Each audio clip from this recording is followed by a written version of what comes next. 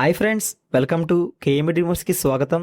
ఈరోజు మన movie review ఏంటంటే మోహన్ లాల్ నటించిన దృశ్యం 3 సినిమా ఎలా ఉందంటే జస్ట్ యావరేజ్ అంతే. మొదటి 2 భాగాల రేంజ్ ఎక్స్పెక్ట్ చేసి వెళ్తే మాత్రం ఖచ్చితంగా డిసప్పాయింట్ అవుతారు.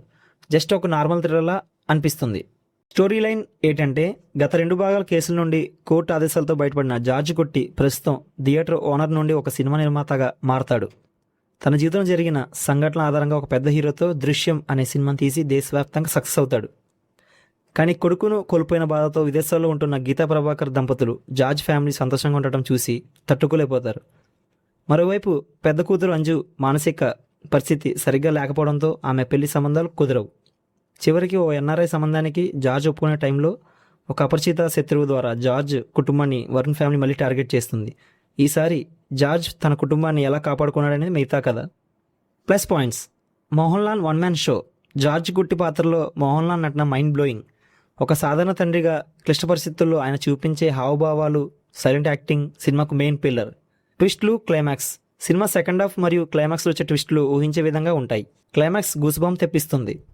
Emotional connect. మొదటి 2 భాగాల మాదిరిగానే ఫ్యామిలీ సెంటిమెంట్, కూతురిపై తండ్రికి ఉన్న ప్రేమని చాలా బాగా ఎస్టాబ్లిష్ చేశారు. మైనస్ పాయింట్స్: నెమ్మదించిన ఫస్ట్ హాఫ్.